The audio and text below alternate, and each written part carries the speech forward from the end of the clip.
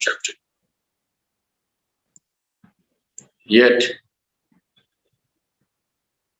as a new chapter, though there are links from the earlier one, it still will be useful even to those who are totally new to the subject, as well as those who are not new but listening to it from chapter 3 onwards. We will begin with the prayer of invocation. This will be our routine. And we will be meeting every alternate day, which means thrice a week, Mondays, Wednesdays, and Fridays. So let us begin with the prayer of invocation and straight to the chapter 3. Om. Om Yo Brahmanam Vidadhati Purvam Yo Vai Vedanscha Prahinoti Tasmai Tam Hadevamatma Buddhi Prakasham Mumukshurvai Sharanamaham Prapadye. Om Shanti Shanti Shanti. Om Namo Brahmadibhyo Brahma Vidya Sampradaya Kartribhyo Vamsharishibhyo Mahadbhyo Namo Gurubhyaha Sarvopaplavarahitaha prajnanagana Pratyagartho Brahmaivahamasmi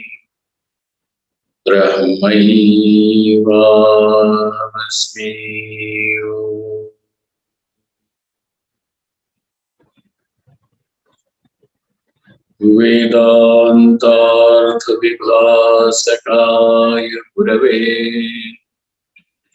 Shantaya Sannyasine Nanavadi Nagendra Sangapavaye Yogindra Vandyaya Cha Mohadvanta Divakaraya Bhagavat Pada Vidham Vidrate Tasmai Bhashakrite Namostu Satatam Purnaya Bodhatmane.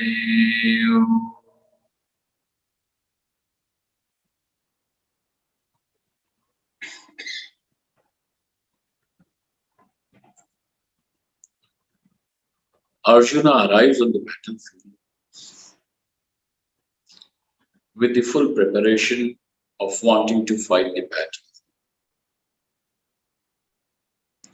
with the very clear intentions of wanting to get back what was taken away from him or from the Pandavas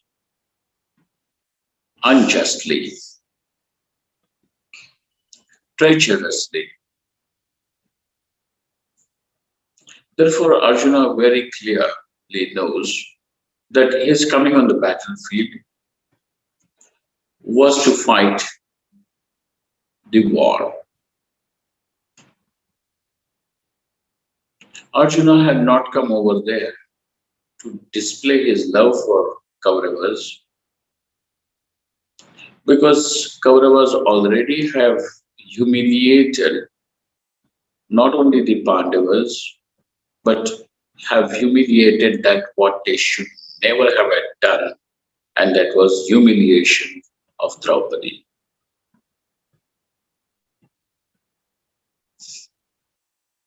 No woman, no child, no man, no one should be made to face humiliation of that kind,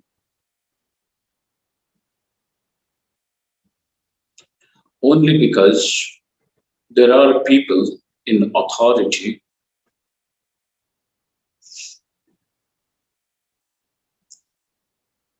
who are totally infatuated, blinded by their power, by their wealth or popularity. In fact, those who are in power or those who find that they are in any situation where they are powerful, they should try to protect those who are weak. They should help the weaker to become stronger, because that strength of the weak whom they have helped to grow strong will join hands with them and make them also stronger in return.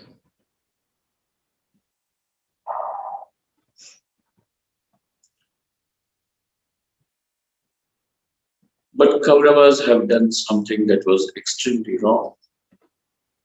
And it was not once, it was not twice, it was not several times, it was every time. It was as if their character to, to do every kind of injustice to the Pandavas. And Pandavas in every situation had proven their worth, their mettle. And now there had to be somewhere where it could be called as finality.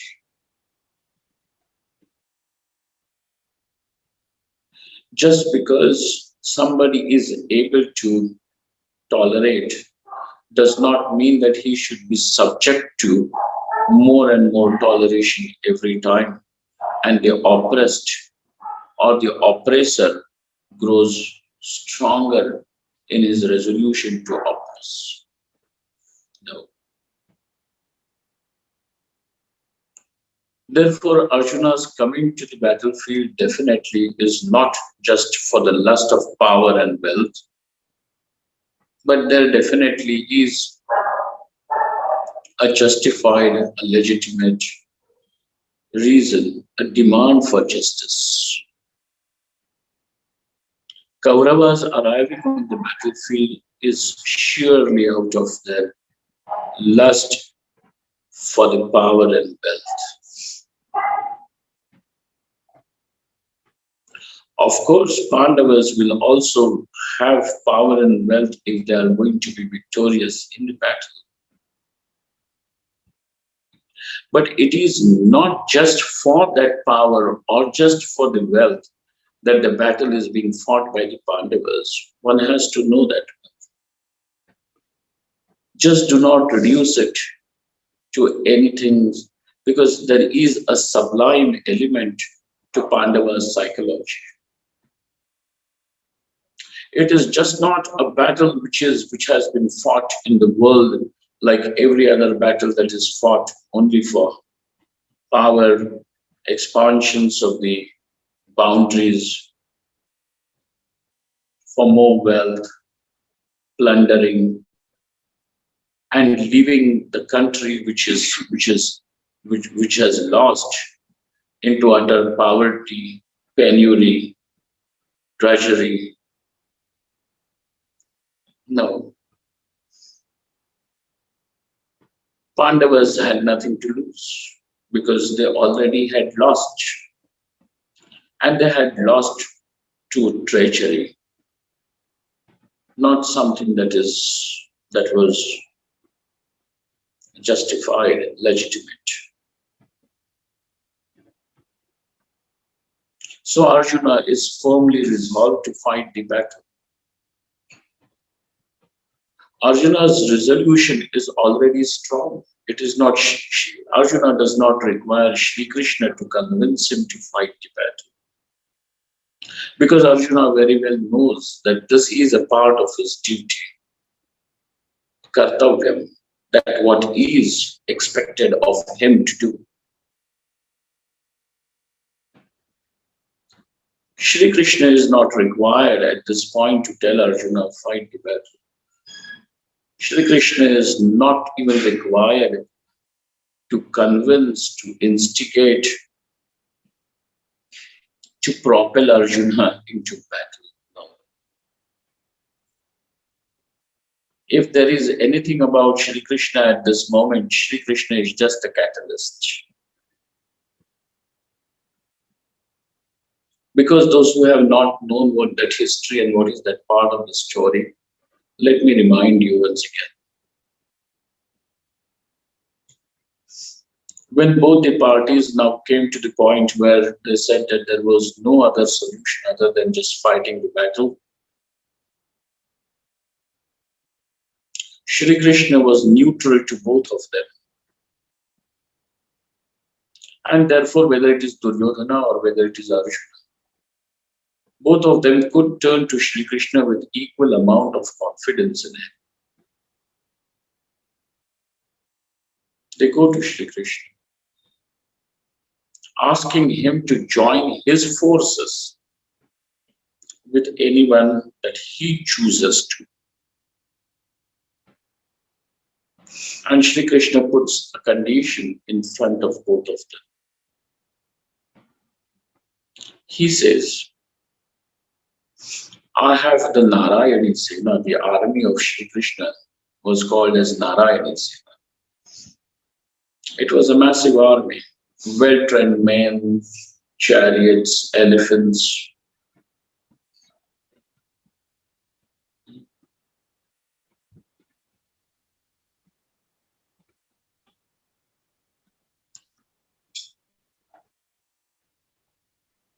Well-equipped army. The entire army along with the commanders on one side. And on the other side, if there was any choice, it was Shri Krishna alone.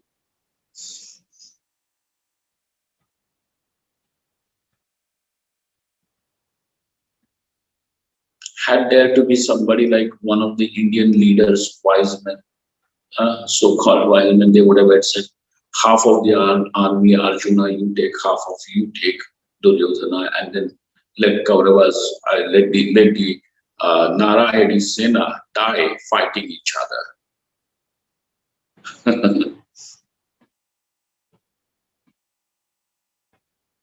No, Shri Krishna does not say. He says the choice is very clear. The entire army will go to one side. And you are neutral. Then if you are going to give the entire army to the one side, what are you offering to the other side? Is this your neutrality? Shri Krishna says, I am on the other side. And the thing is that he says, I will not lift any weapon. I will not lift any weapon to fight myself. So you have a very clear choice, Arjuna, make the choice. The first choice was given to Arjuna to choose. And Arjuna says that I choose you, not the army. Because of two reasons. Arjuna will never want to have war with Shri Krishna, to be on the opposite side of Shri Krishna. And Arjuna knows that wherever Shri Krishna is, the victory will follow. That's the confidence that he has. One is Arjuna's love for Shri Krishna, and the other one is the confidence in Shri Krishna. There is a third reason too. Arjuna has confidence in his own prowess. For Arjuna, the victory is not dependent on any external forces. No matter how big the Kaurava army may appear in front of Arjuna, that Arjuna is very confident that I can defeat them in a single-handedly. Then Jayara. So Arjuna has confidence in himself, Arjuna's love for Krishna, Arjuna's confidence in Shri Krishna. All this put together, Arjuna chooses only Shri Krishna so that Shri Krishna could be on his side. Though Shri Krishna has refused to lift any weapon to fight the war and to participate in the war as a warrior. So now you can understand the neutrality that Shri Krishna has chosen to stand with. Therefore, if anybody has to say, looking at the words of Gita, that Shri Krishna all through Gita is trying to convince Arjuna, then that person has not understood Shri Krishna or the background at all. And it is still very, understanding Gita is even farther away for such a person.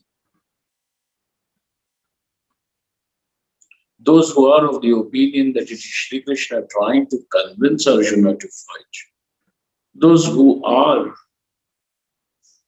of the opinion that Shri Krishna is propelling Arjuna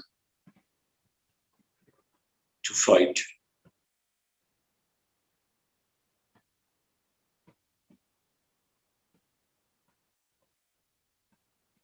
no. Krishna is neither imploring, propelling, convincing, suggesting, no, nothing.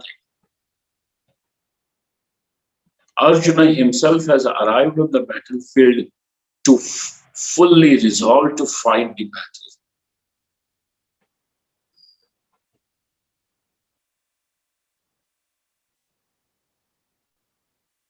Knowing well that coming to the battlefield means he is going to face the Kaurava army, their commanders. But more than that, when Arjuna actually sees the people that he loves on the other side, that he has to fight a deciding battle, which means either they live or I live. That is the decision. Now for Arjuna, knowing well what he should be doing, what is his kartavyam, what is the right course of action for him, knowing well that is what he has come for, that is what he should be doing, yet it gets clouded. And it gets clouded only out of this mamatva, ahanta and mamatva. Shoka and moha, the sorrow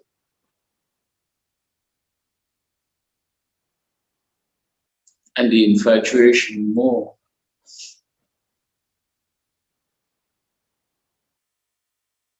The inability to think clearly, to see clearly through this thick of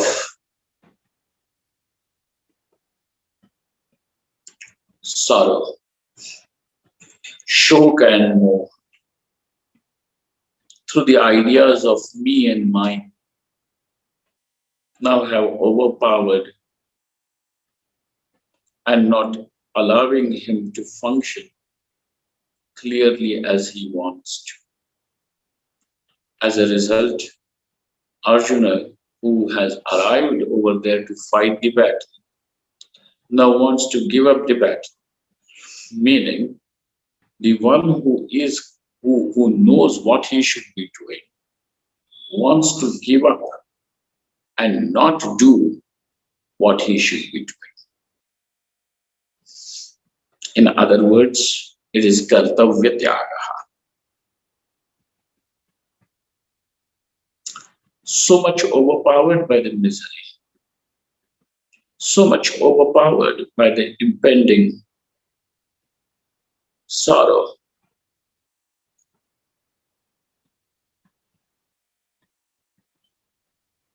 He wants to give up. He wants to run away. And now look at that situation of Arjuna.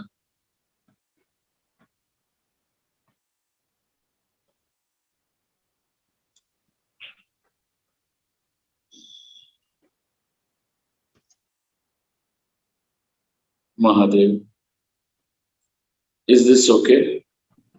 Ji Swamiji, it's okay. There was some alert or something here. No, we can hear you, Swamiji. You can hear. Well, that's fine. So now, for us too, this is the problem. We know what we should be doing, but at times, in spite of knowing what we should do and what is appropriate for us to do, yet we want to run away from it, give it up. And sometimes you will also know, we all know, that when we want to give up what is appropriate, how often do we sugarcoat it as if it is something spiritual, as if it is something spiritual, as if that is going to be the license to run away, to give up what is appropriate to be done. In fact, living a life doing what is appropriate to be done is an integral part of spirituality. But we are going to use spirituality to miss it and thus degrade the very meaning of spirituality. Arjuna wants to give up. He wants to give up karma altogether. So therefore, Arjuna's problem is twofold. One is the problem of misery, and the other one is wanting to give up what is appropriate to be done. Okay.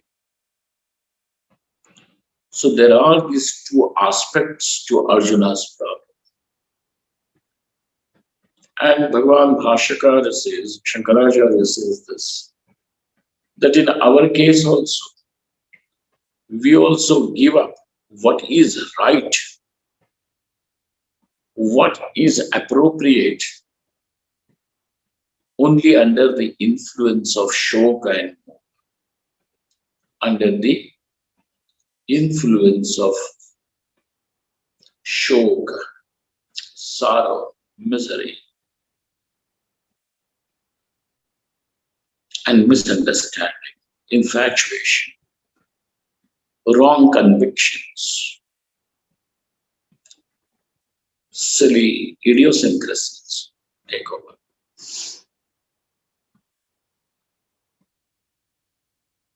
Therefore, under the influence of shoka and moha, we also give it up. But the question is, what is it that has caused this shoka and moha, which leads to even denser problem of person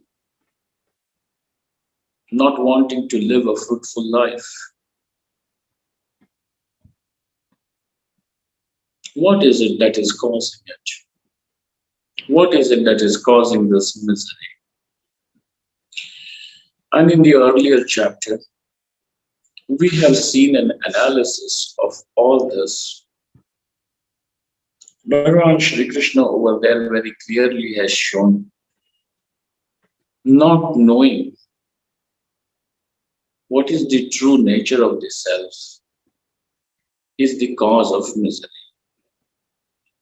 Though generally we people are we people do say that cause of misery is because of my wife, because of my husband, because of the job that I do, because of my children who are so rude, almost to a point of being cruel, or my neighbors, or my health, or my dog, or something of my relatives, so on and so forth. You could have several reasons to say why, what is it that is causing misery to you. Though we may relegate misery to all various causes, but the real fact is that that it is ignorance, not knowing what is the true nature of the self, which is the cause of misery.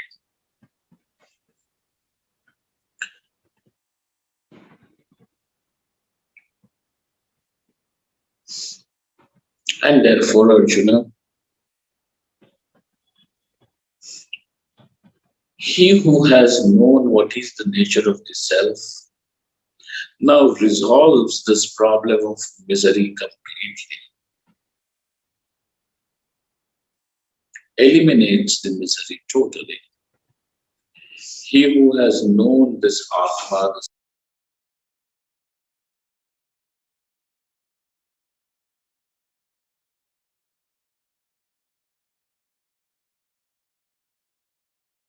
Swamiji, your mic is muted.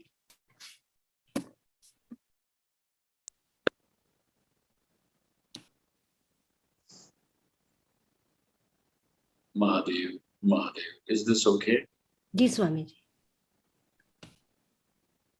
I think we may have some interruptions if there are any, those notifications or some call or something that may interrupt. But you can tell, huh?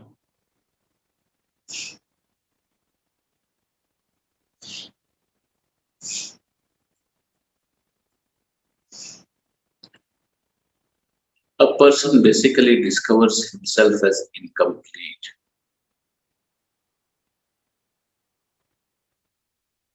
And therefore his incompleteness expresses as his lack. Whatever he may lack, whatever he may miss, whatever is not there, finding oneself incomplete, inadequate, limited. Now he says that if I get this or I get that, I will become complete. This inadequacy will be eliminated. This incompleteness will be eliminated.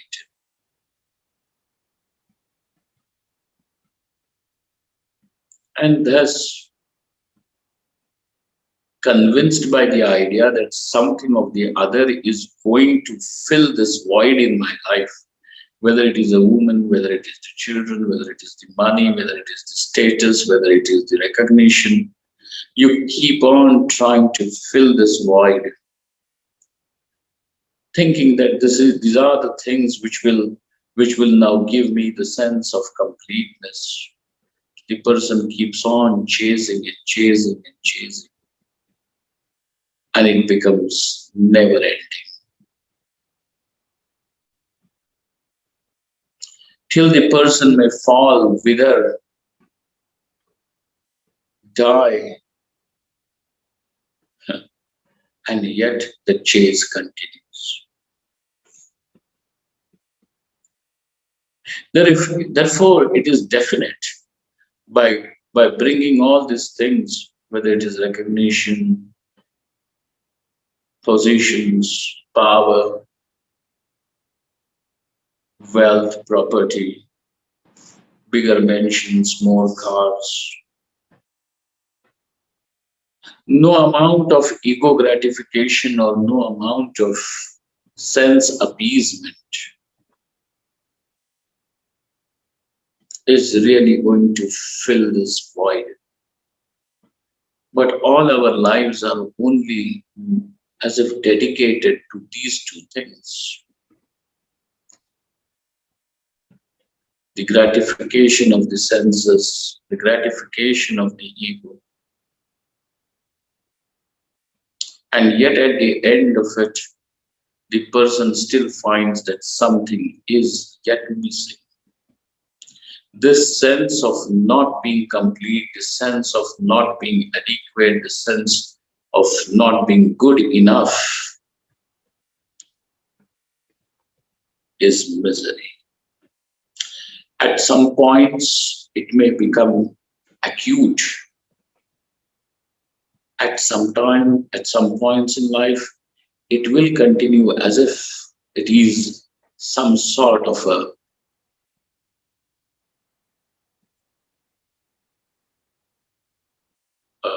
not a shooting pain, but what do they call it? Numb pain, as if haunting. When a person feels he is lonely in spite of having friends and numerous people knowing you, the person still may find himself utterly lonely. The sense of loneliness, the sense of insecurity, with advancing age, living under circumstances where one feels that, if I lose my job, there is everything to lose: the family, the friends, the health. So with all these things, the person seems to be threatened at every moment. It is the numb pain that continues with him.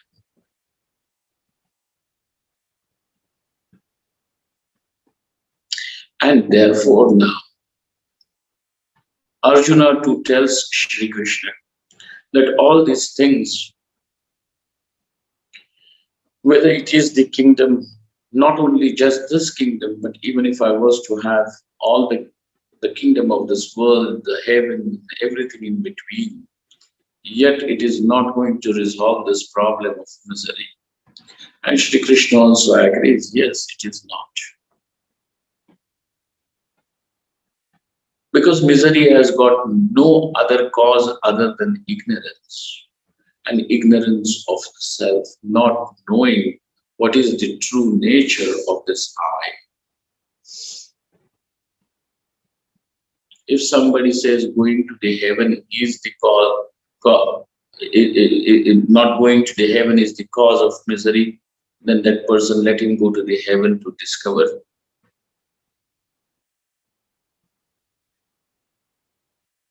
And at least the Hindu scriptures are very clear about it.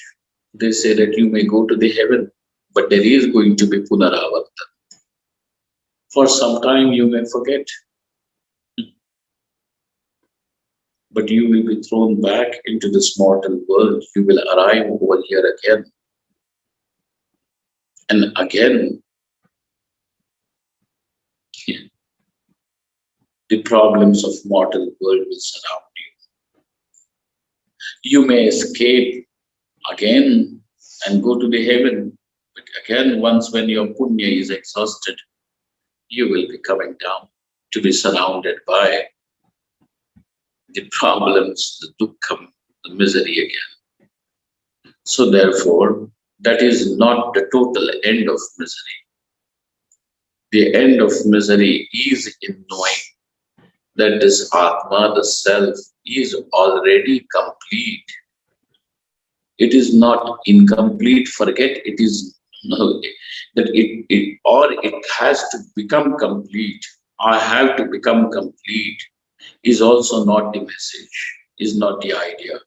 Whatever is the nature of this I,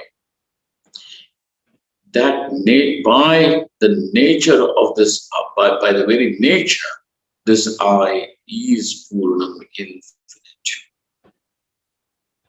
And in seeing this, knowing this very clearly,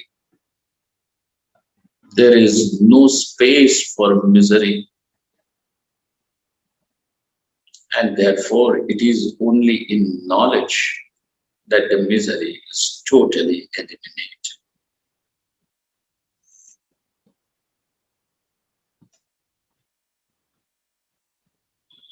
Therefore, he who has now known the self, such a person may continue to live in the body. He is the wise man. We call him as the Brahmajnani. He who has known Brahman is Brahmajnani.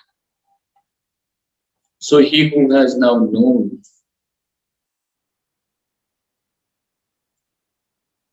for him the ideas that I am a doer, I am an experiencer, all get relinquished.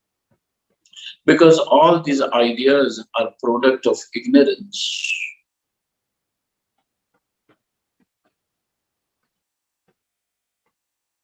Whatever you may choose to call this I as, but at the end of it, don't forget that you still are calling this I as the doer and the experiencer. I am married, I am unmarried, or I am divorced, or I am employed, I am unemployed, I am rich, I am poor, I am man, I am woman, I am young, I am old, I am holy, I am profane. Choose to call whatever, but behind every definition that you have applied to this I, or every definition that you aspire to reach for this I, do you don't find that every time there is this common thing, and that is that you still choose to call this I as Karta, Bhukta, as the doer and the experiencer, the ego. Is not it? And that ego means the sense of limitation. As long as one is going to be infatuated with any idea of the ego, till then the knowledge is going to be farther away for this person. When somebody is going to say, well, it is great that I should become the president of a country, then I will be happy. Then for such a person, now when he says that my becoming president of a country is going to make me happy, or this becoming the president of the country is going to eliminate the misery altogether, if this is what he is going to say, that means he already seems to be having a solution to his problem of misery. Does he not? Has he not have the problem to the solution of his misery? He has it. Then why is he going to look forward for Brahmajnana? And therefore it is going to take a little while to walk out of this infatuation of the ego.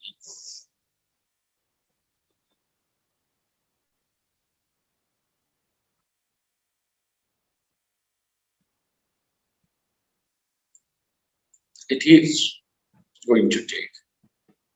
But he who has now been able to just shake it for a little while, at least by thinking clearly, and it is going to take nothing else but just your thinking, and that thinking is not, the teacher trying to convince you. The teacher is not meant to convince you. A teacher is never going to convince you. I have said this even before. A teacher is not required to convince you.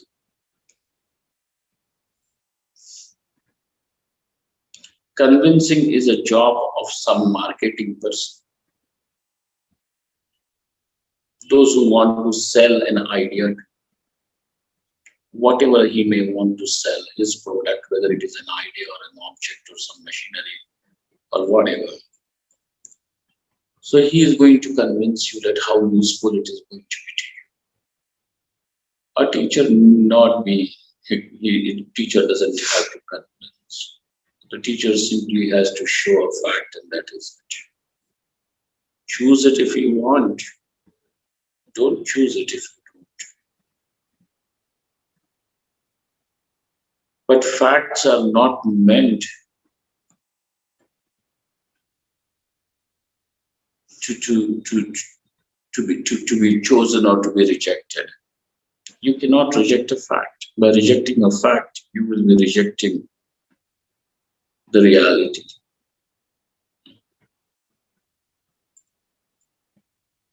Therefore, it is not a matter of choice, really speaking. Any which ways.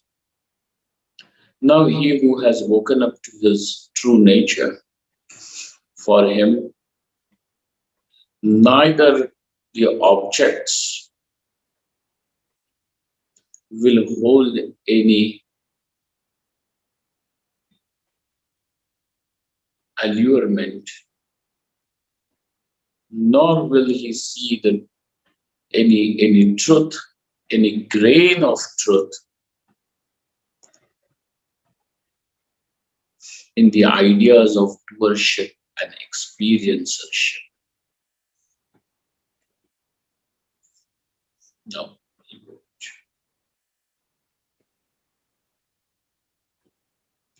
And therefore, for such a person, karma becomes irrelevant. And it is only therefore such a brahmajnani, he who has attained the knowledge, he who has attained this realization, for him, the karma can be given up. Arjuna is wanting to give up karma, meaning that what is appropriate for him to do. He wants to give it up.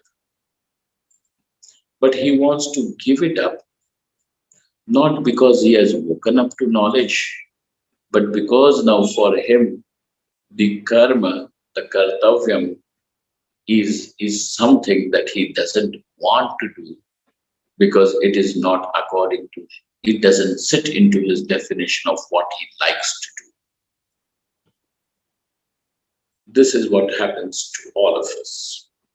We know what is right and appropriate for us to do, but we do not want to do it because we don't like to do it. You know something is wrong, but you don't want to give it up. This is Duryodhana's problem, not just yours and mine, but is. I mean, Duryodhana doesn't see this as a problem. He simply states, this is what my nature is. Duryodhana very clearly says, Janami dharmam nachame pravritti. Janami adharmam nachame nivritti. I know what is right, yet I am not able to give it up. I won't. I know what is wrong, and yet I will not be able to stop myself from doing it. Nachame nivritti. Janami adharmam. I know what is adharma, yet I will not give it up.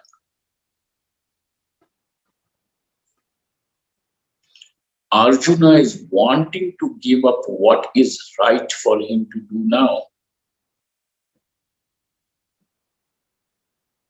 because it doesn't sit into his definition of what he likes to do. Because obviously fighting a war against Bhishma and Drona, and that too a very deciding war, is not an easy thing. But what to do? That is the duty that is there in front of Arjuna today. Bhishma and Drona do not have this problem. Bhishma and Drona are saying that yes, whichever side that we have chose to fight now, though I know Kauravas are bad, but I am bound by my promises that I have made. So Bhishma makes his choice, Drona makes his choice. Not that Drona and Bhishma do not love Arjuna. They too love him as his disciple and as a grandson.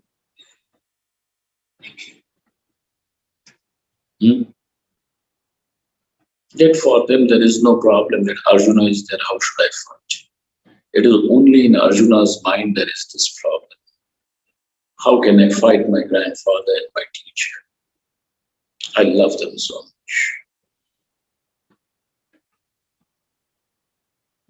Therefore, I want to give up the karma. But Shri Krishna has said, karma can be given up, and it is given up only by a jnani. The other problem of yours is the problem of misery. And the problem of misery is there because of not knowing, because of ignorance.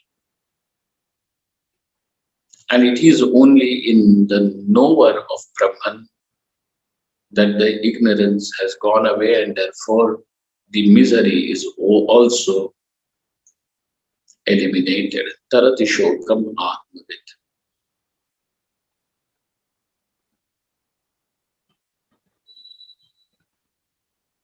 Therefore, Arjuna, if you are you a jnani? You are not a jnani.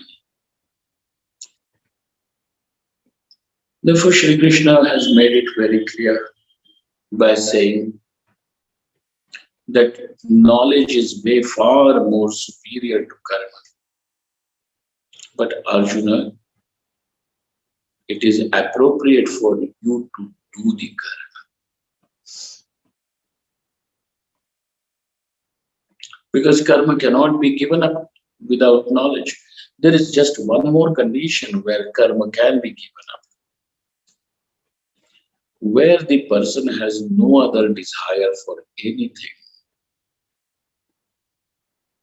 not even wanting to earn any appreciation or approval of this world, not even for a moment,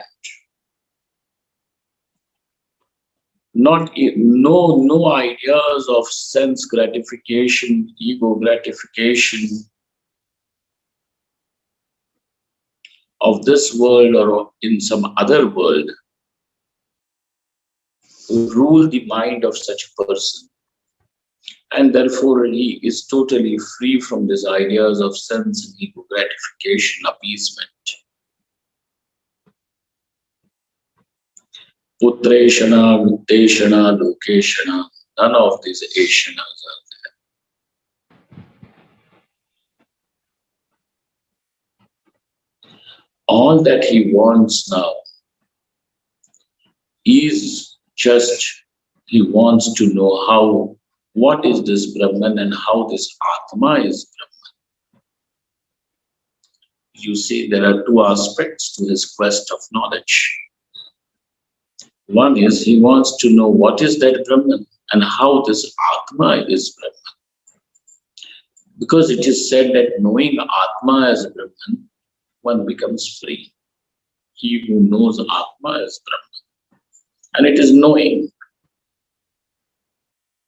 So Atma is Brahman, and therefore you can know Atma is Brahman. If Atma was not Brahman, then knowing Atma as Brahman is not knowledge. It is misunderstanding.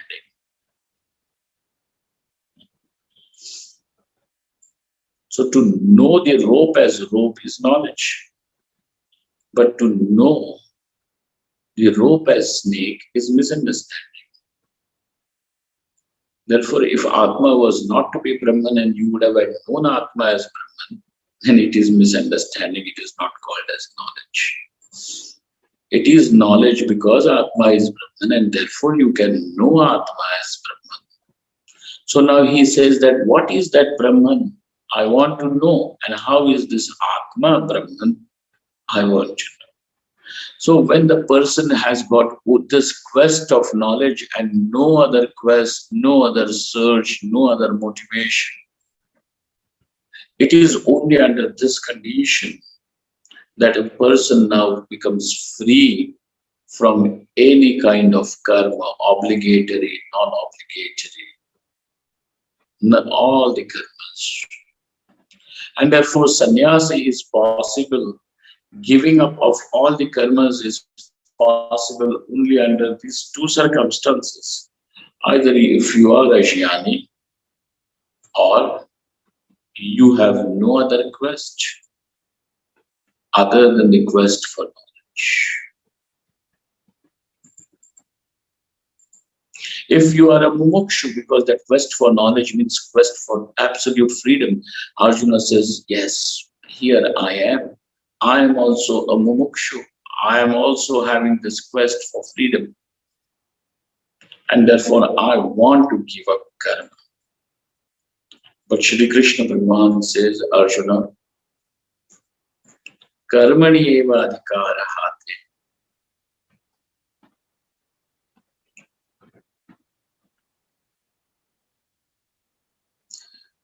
You have the qualification for doing the karma and not for giving up of the karma. Karmani eva adhikara hate. Tu karma tyage. You understand? Karma tyage tava adhikaraha nasti. Karmani eva tava adhikaraha asti. But Bhagavan, did you not just say that jnanam is the cause of moksha? And jnanam is anyway higher than karma. Now here I am a mumukshu. Then you should be telling me to give up karma and chase the knowledge. And that also suits me now because I want to give up this karma. I want to give up the duty that I am bound to do now. I don't like it. And therefore now Arjuna is wanting to hide, mask his dislike or his escapism from his duty by calling it a spiritual quest. You see?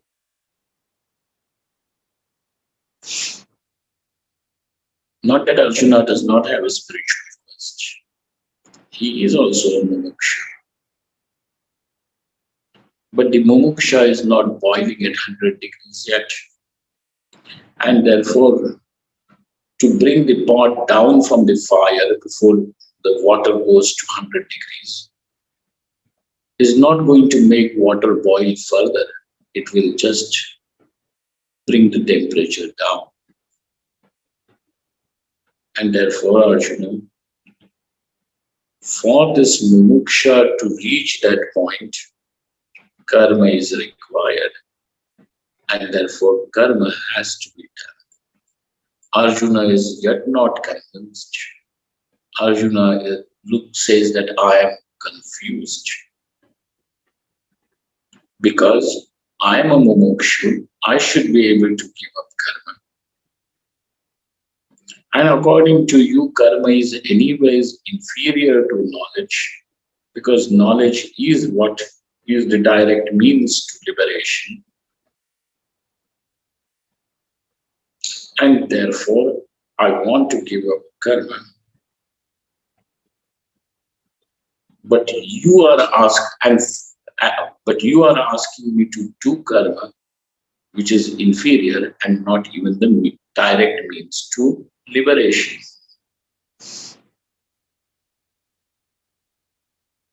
Therefore, I am confused. What exactly is your message? And this is the opening verse of the 3rd chapter. Let us chant the verse, look at its content when we meet in our next class.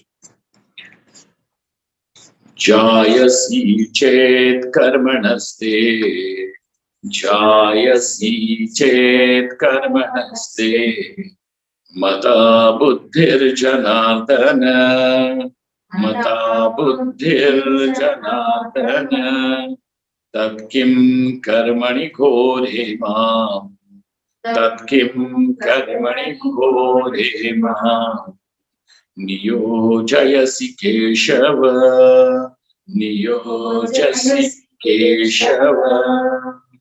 Om Purnamadaha Purnamidam Purnat Purnamudachyate Purnasya Purnamadaya Purnameva Vashishyate. Om Shanti Shanti Shanti. Shankaram Shankaracharyam Keshavam Padarayanam Sudra Bhashya Kritau Vande Bhagavantau Punah Punaha Ishvaro Gururatmeti Murti Bheda Vibhagine Vyomavadvyapta Dehaya Dakshinamurtaye Namaha. Thank you all. Thank you very much.